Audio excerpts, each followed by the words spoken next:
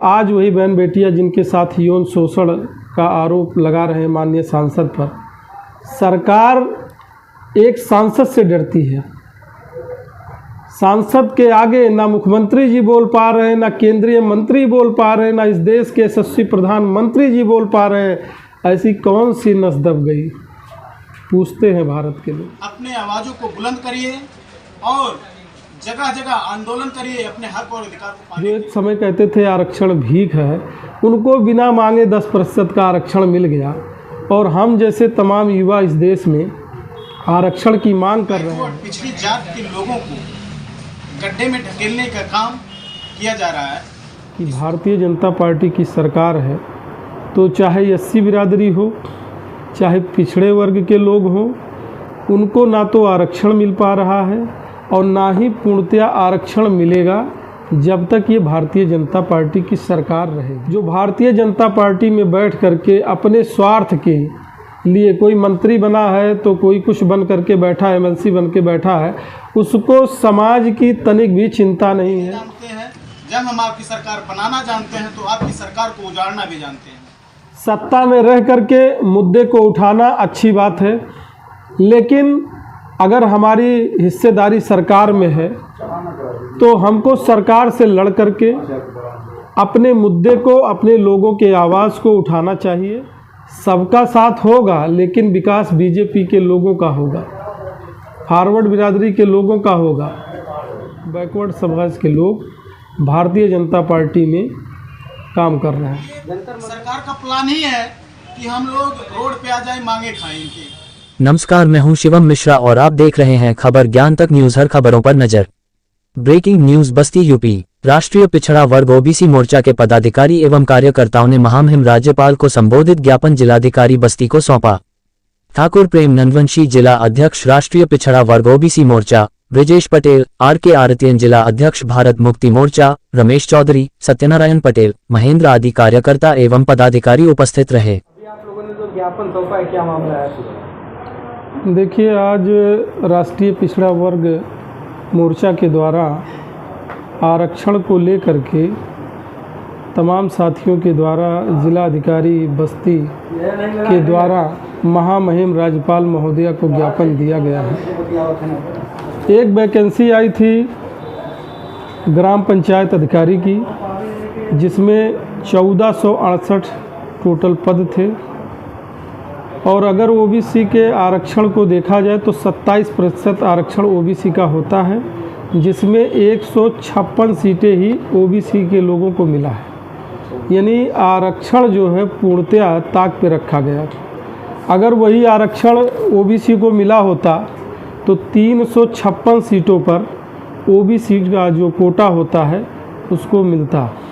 लेकिन आप जानते हैं कि भारतीय जनता पार्टी की सरकार है, तो चाहे एससी बिरादरी हो, चाहे पिछड़े वर्ग के लोग हों, उनको ना तो आरक्षण मिल पा रहा है और ना ही पूर्णतया आरक्षण मिलेगा जब तक ये भारतीय जनता पार्टी की सरकार रहेगी। यदि आपकी मांगें नहीं पूर्ण होती हैं तो अगला कदम क्या होगा? देखिए, केवल आंदोलन, सिर्फ आंदोलन, पिछड़े समाज के हिस्से में आंदोलन है और जो फॉरवर्ड बिरादरी के लोग हैं, जो एक समय कहते थे आरक्षण भीख है, उनको बिना मांगे 10% का आरक्षण मिल गया और हम जैसे तमाम युवा इस देश में आरक्षण की मांग कर रहे हैं कि हमारे देश में जातीय जनगणना हो और जिसकी जितनी संख्या भारी उसकी उतनी हिस्सेदारी सुनिश्चित। आज़ाद हुए लगभग 75 वर्ष हो गए, लेकिन अपनी मांगों को लेकर क्या कारण है कि आप लोगों को आंदोलन करना पड़ा? देखिए, हम आपसे बताना चाहते हैं कि जो हमारे ओबीसी कम्युनिटी के लोग हैं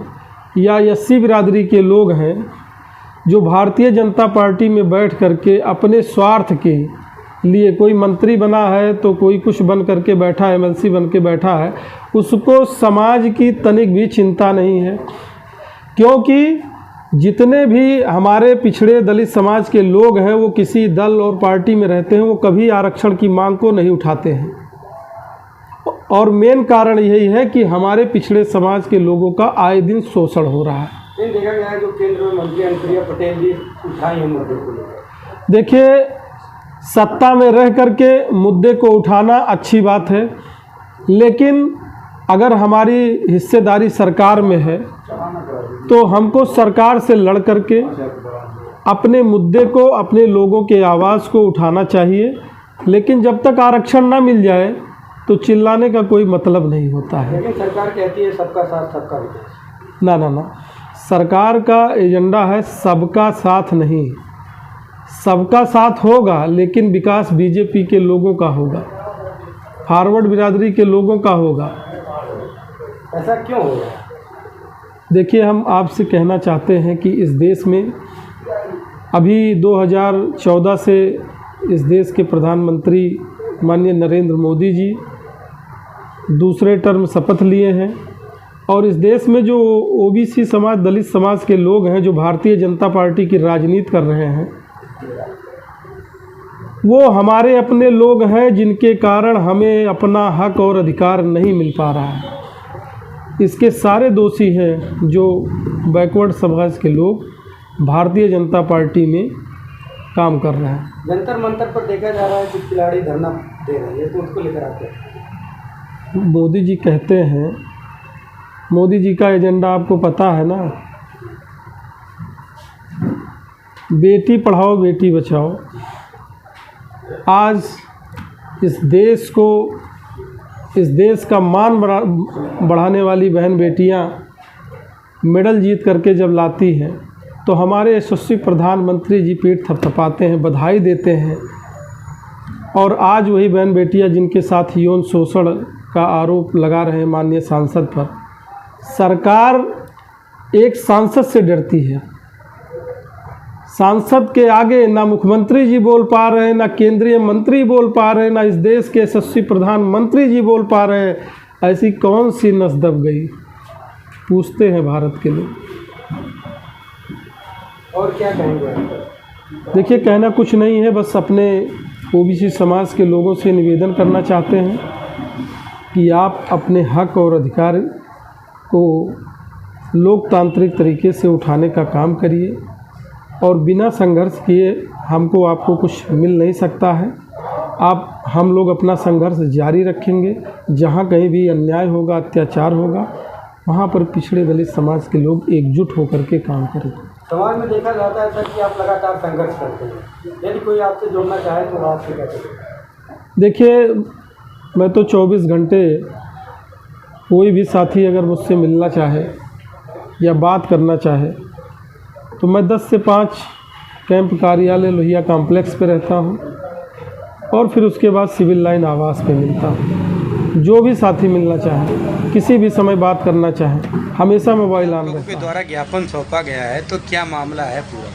सबसे पहले मैं धन्यवाद और आपका आभार करता हूँ हमारी आवाज़ों को बुलंद करने के लिए। ये मामला है उत्तर प्रदेश सेवा चयन आयोग के द्वारा निकाली गई भर्ती ग्राम पंचायत अधिकारी की वीडियो की, जो 1468 पोस्टों की निकाली गई है, जिसमें से जो है सामान्य वर्ग की सीटें 849 सीटें हैं और जो EWS वाली सीटें हैं 117 सीटें हैं और OBC के लिए 139 सीटें हैं और SC के लिए 356 सीटें निकाली गई हैं और ST के लिए 7 सीटें निकाली गई हैं।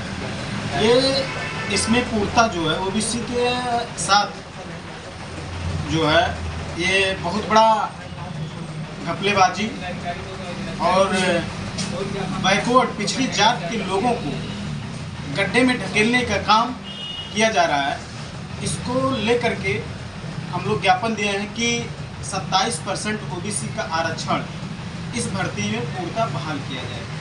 यदि ऐसा नहीं होता है तो सर, तो आपका अगला कदम क्या हो सकता है? अगला कदम हम लोगों का है, हम लोग धरना प्रदर्शन करेंगे, रैली प्रदर्शन करेंगे, जिसका जिम्मेदार सरकार होगी। हम OBC के लोग अपने हक और अधिकार को लेने जानते हैं।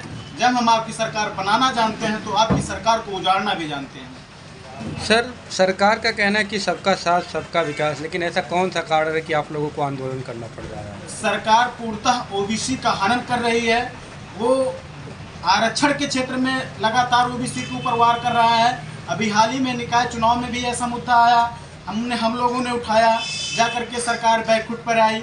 अब सरकार हम लोगों की नौकरियों पर भी हमला कर रही है, जिससे जो पिछड़े जात के लोग हैं इससे वंचित रहे, उनको नौकरी नहीं रहेगी, ये रोड पे आ जाएंगे। ये सरकार का प्लान ही है कि हम लोग रोड पे आ जाए, मांगे खाएं इनकी। सर देखा जाता है आप लगातार समाज में संघर्ष कर रहे हैं, तो यदि कोई आपसे यह आंदोलन में जुड़ना चाहे तो आप वो कैसे आपसे जुड़े? बिल्कुल वो आ सकता है, हमारे कार्यालय पे आ सकता है, हमसे फ़ोन से संपर्क कर सकता है, बात कर सकता है। और सर क्या अपील करेंगे आप जनता से? हम अपील यही करेंगे कि अपने समस्त पिछड़ी जात के भाई बंधुओं से निवेदन करते हैं कि आप लोग अपने हक और अधिकार को बचाने के लिए, आने वाली पीढ़ियों के भविष्य के लिए अपने आवाज़ों को बुलंद करिए और जगह जगह आंदोलन करिए अपने हक और अधिकार को पाने के लिए।